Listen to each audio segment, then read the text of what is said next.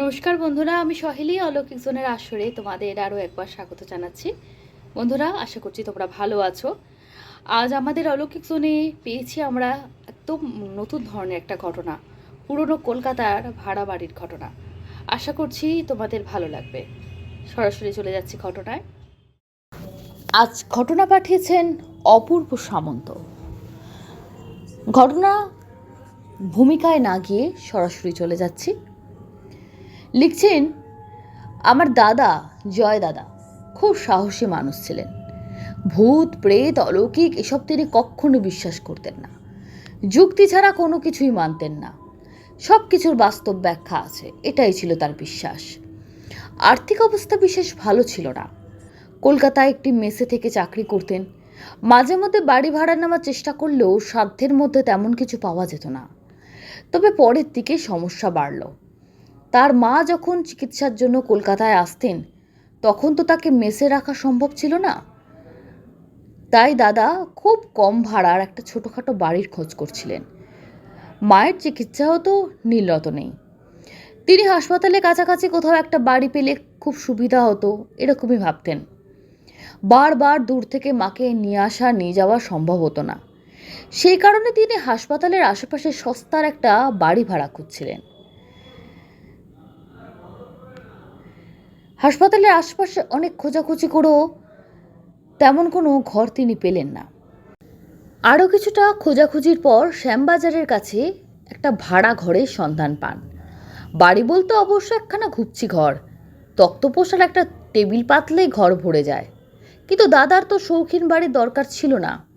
সারাদিন থাকবেন অফিসে, খাওয়া দাওয়াও বাইরে। তখন শিয়ালদা অঞ্চলে অল্প টাকায় ভাত তরকারি সব পাওয়া যেত। মধ্যবিত্ত ছাপোষে মানুষের জন্য ভাতের হোটেলের অভাব ছিল না। তাই আর দেরি না করে দাদা ঘরটা ভাড়া নেন। ঠিক করলেন এবার থেকে আর মেসে থাকবেন না, এই ঘরেই থাকবেন। আর মা যখন চিকিৎসার জন্য কলকাতায় আসবেন, তখন তাকে তক্তপোষে শুয়ে নিজে মেঝেতে মাদুর পেতে শুয়ে পড়বেন। এতে সুবিধাও ছিল।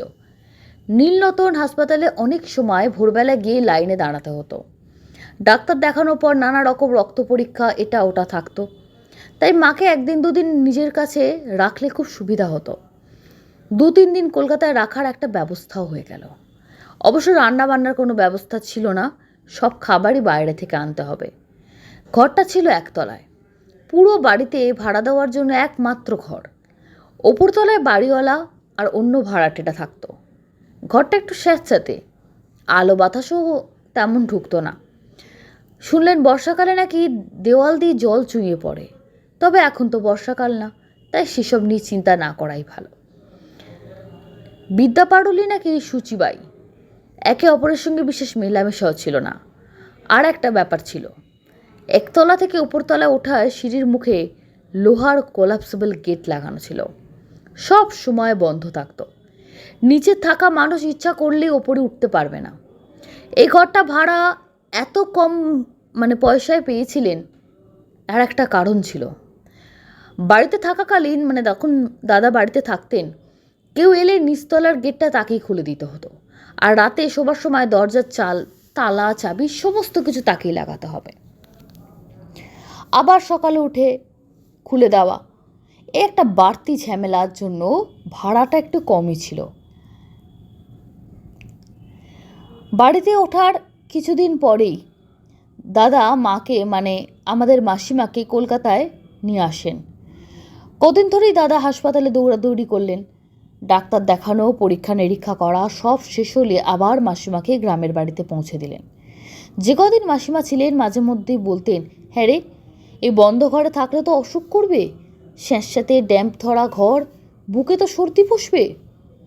দাদা মাকে বলতেন, না, যে ঘর পাওয়া গেছে তাই ভালো, আর খুব ভালো বাড়ি নিতে গেলে যা টাকা লাগবে সে সামর্থ্য তার নেই। হেসে বলতেন, মা, এখান থেকে আমার অফিস খুব কাছে, এই ঘরটা নিয়েছি, গাড়ি ভাড়া লাগে না, হেঁটে যাতায়াত করতে পারি, ভেবেছ কত সুবিধা বলো তো? এই লোকে ঝুলে ঝুলে অফিস যাচ্ছে, আর আমি পায়ে হেঁটে অফিস পৌঁছে যাচ্ছি। এগুলো দেখো ভালো দিকগুলো। আবার দেখো, একটু গেলেই খাবারের দোকান, কত সুবিধা কোথায় পাবো। মা আর কিছু বলতেন না। কলকাতা শহরের রকম সকম সম্পর্কে তার ধারণাও ছিল না। মাসিমা চলে যাওয়ার পর থেকে অবশ্য একটা অদ্ভুত ঘটনা ঘটতে শুরু করলো। দাদা একটা রাতে ঘুমিয়ে আছেন।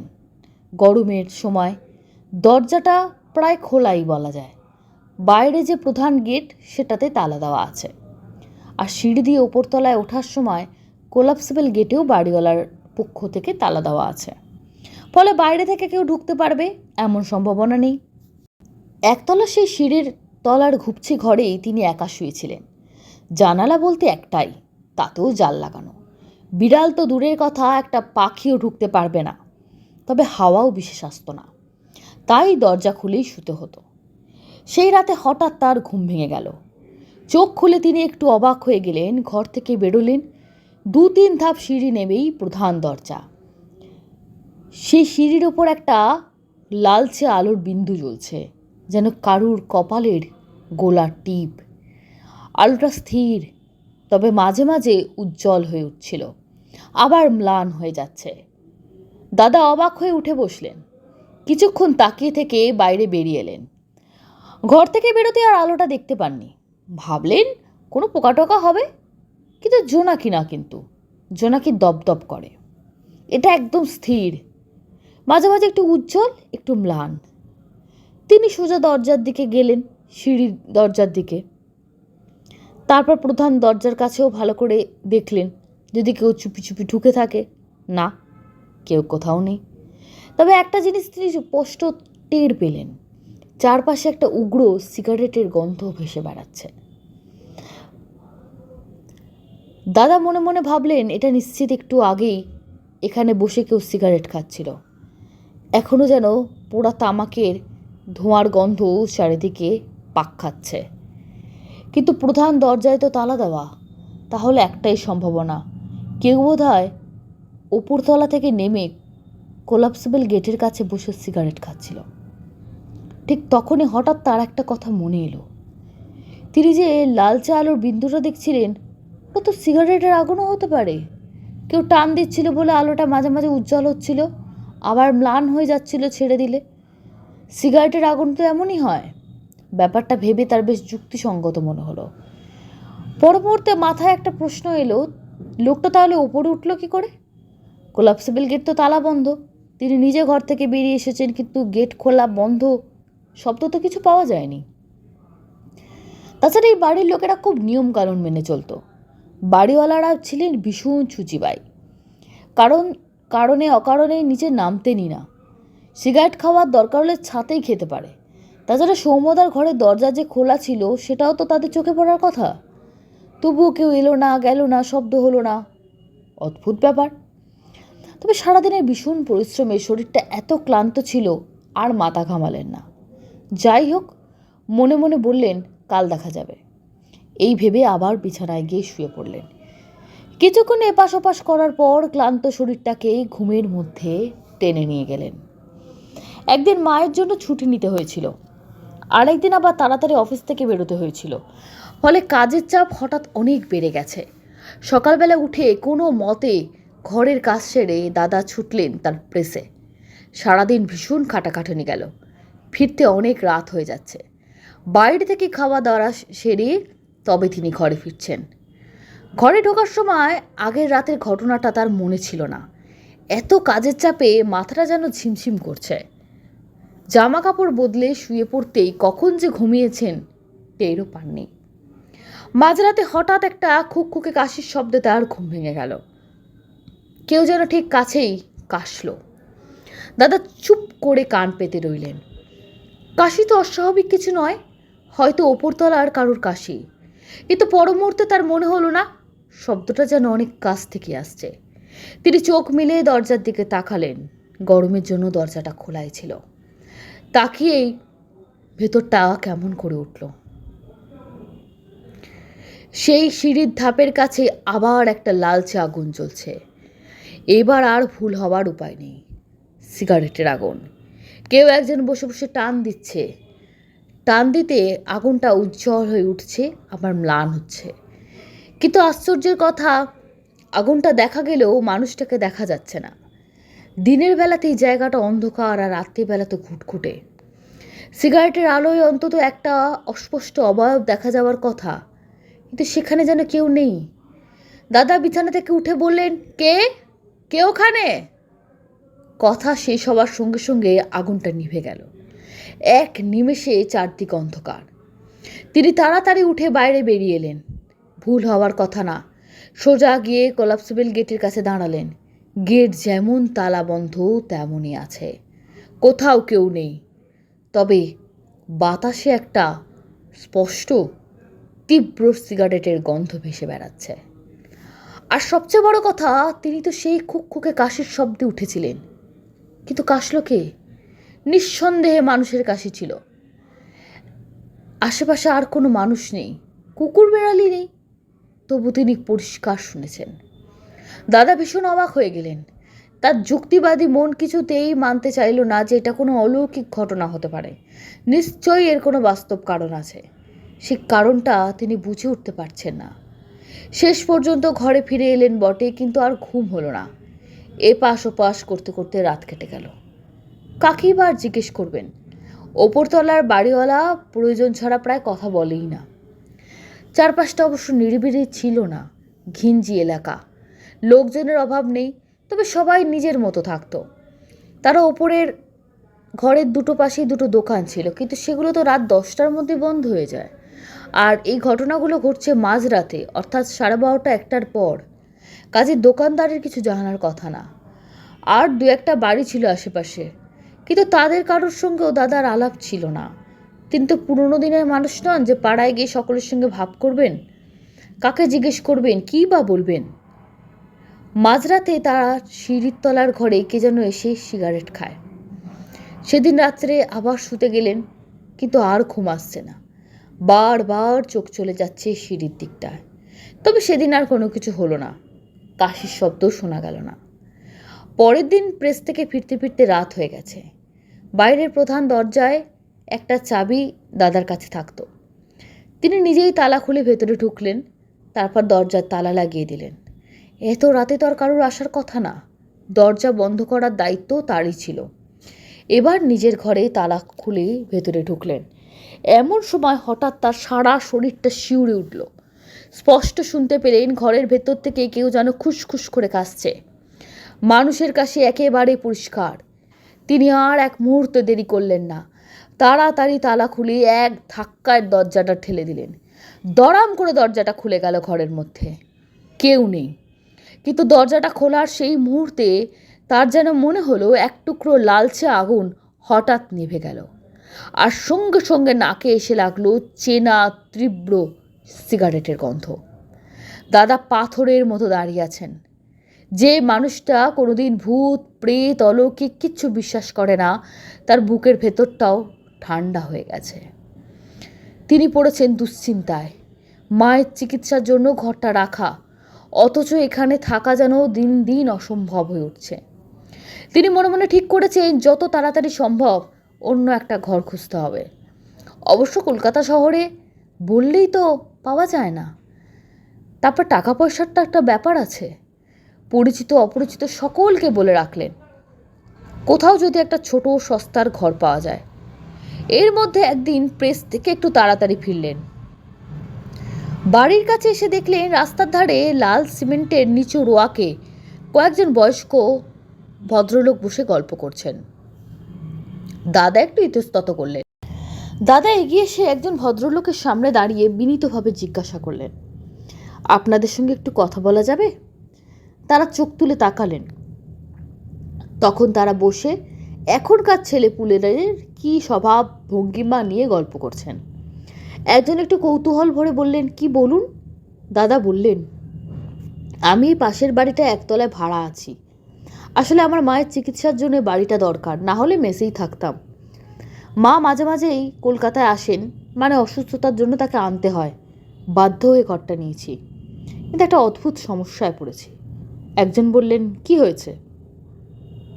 বাড়িওয়ালা তো ভালো মানুষ, কারোর সঙ্গে ঝামেলা করে না। দাদা মাথা নাড়ে, না না, ওনার কোনো দোষ নেই। তারপর প্রথম দিন থেকে যা যা ঘটছে সব বললেন। রাতের লালচে আলো, সিগারেটের গন্ধ, খুসখুসে কাশি, ঘরে ঢুকে কাউকে না পাওয়া, একটা কথাও বাদ দিলেন না। সবাই চুপচাপ।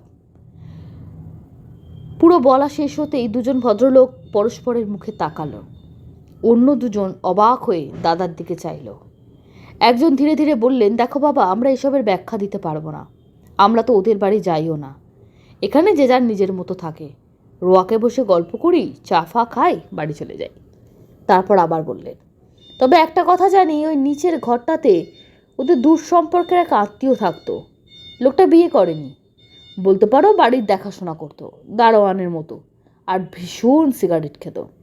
লোকটার শেষে টিবি ধরা পড়েছিল। ডাক্তার নাকি অনেকবার বারণ করেছিল, কিন্তু সে শুনবে না। শেষে কাস্তে কাস্তেই মারা গেছে। পাশের আরেকজন দীর্ঘশ্বাস ফেলে বলল, বাড়ির লোকেরা বোধহয় আরেকটু বেশি চিকিৎসা করতে পারত। আসলে উটকো আত্মীয় ছিল তো, গা করেনি। তারপর তিনি দাদার দিকে তাকিয়ে বললেন, এর বেশি আমরা কিছু জানি না। লোকটা ভূত হয়েছে কিনা আমরা বলতে পারবো না, আমরা তো দেখিনি। নিজের চোখে না দেখলে এগুলো বিশ্বাস করা যায় না। দাদা কথা শুনে আর কিছু বলতে পারলেন না। তার যুক্তিবাদী মনটা প্রথমবারের মতো একটু টলে উঠেছে। সেদিন সন্ধ্যায় তিনি বাড়ি ফিরলেন। রাতে গরমের মধ্যেও ঘরের দরজা বন্ধ করে শুলেন। মাঝরাতে ঘুম ভেঙে গেল।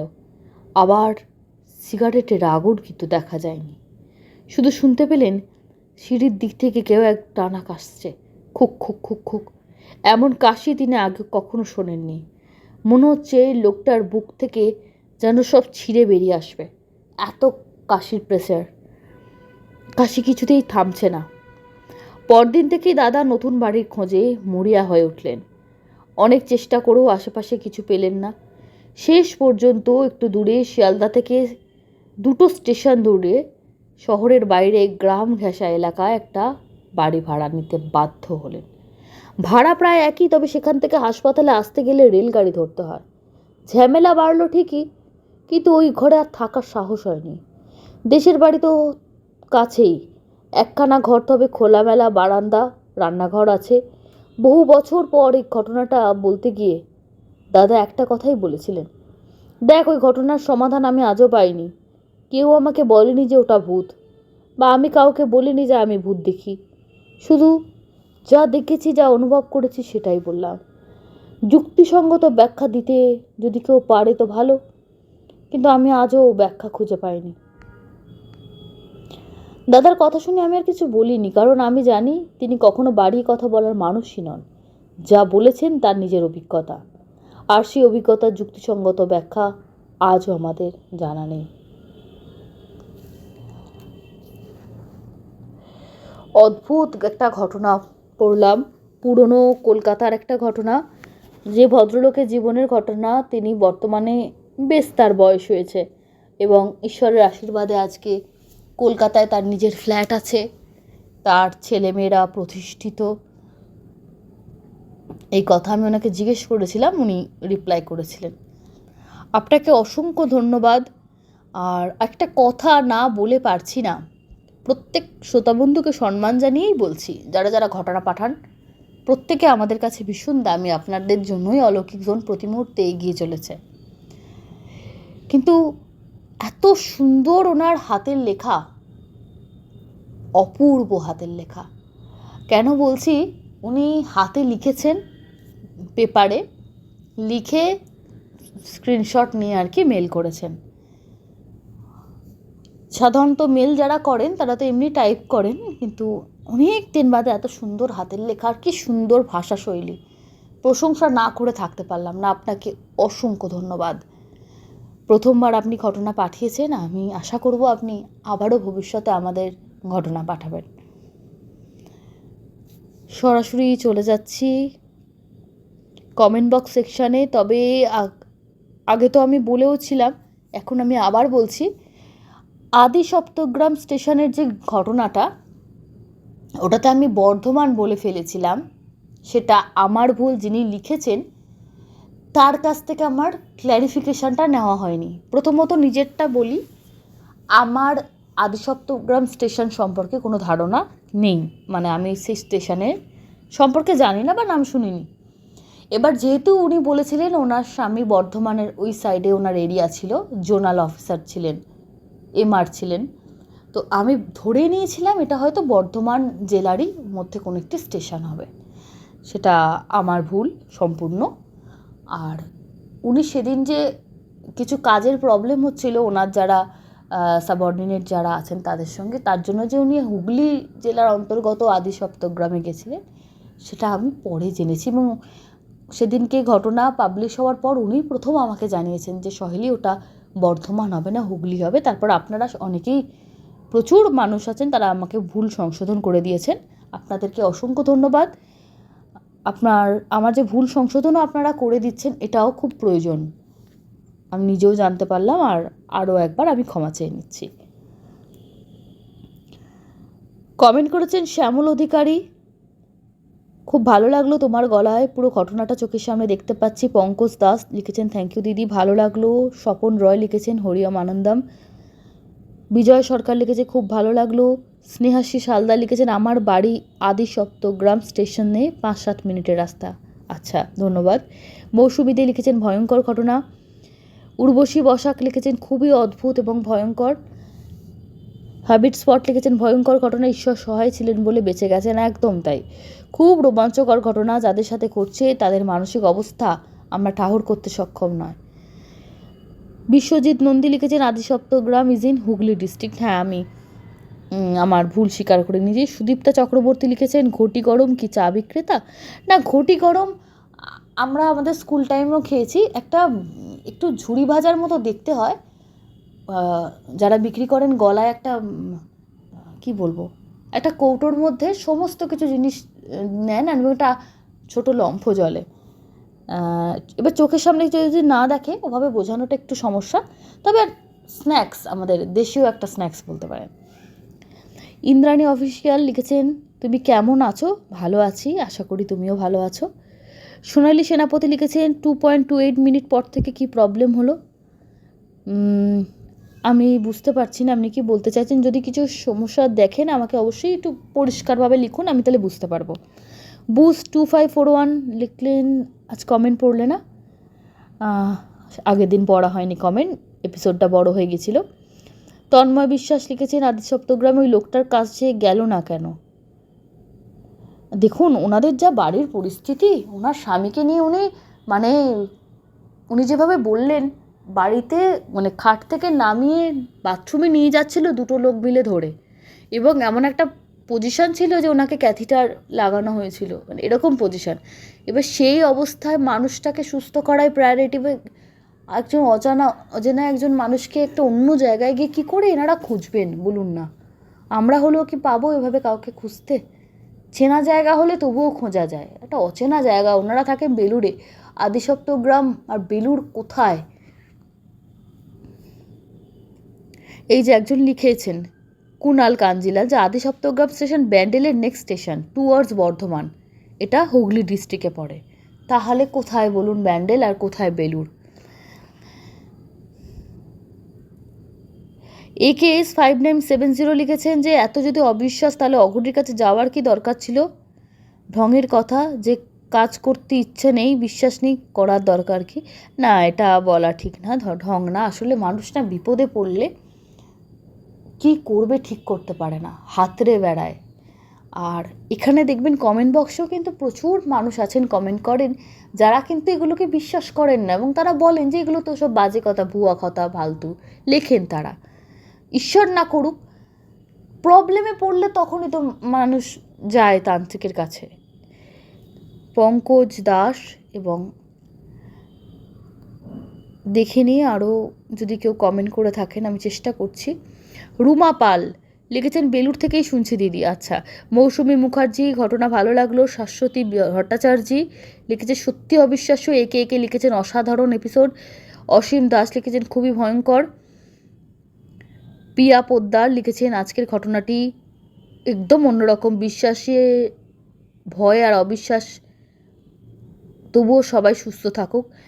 Sutapa Panja, easy life, Rupa De, Dipankar Das, Gita Goswami, Sudipta Banerjee, welcome back Soheli, thank you so much. Delightful car rally, Asima Chakraborty, Anwesha Bhowmik, Rupashree Majlia, Shubhankar Goldar, Adin Amin, Ritu Chowdhury, Papri Dola, Sania Mondal, Soheli, একটা অনুরোধ আছে তোমার কাছে। কি অনুরোধ অবশ্যই বলবেন, যদি সম্ভব হয় নিশ্চয়ই রাখবো। মনিকা ভান্ডারী, শিবাশিস সেন, অমিত ডুবে, বিপ্লব দাস এবং দেবশ্রী কোলে এবং আরও অনেকে। Thank you so much. এভাবেই সঙ্গে থাকবেন। ধন্যবাদ। শুভরাত্রি।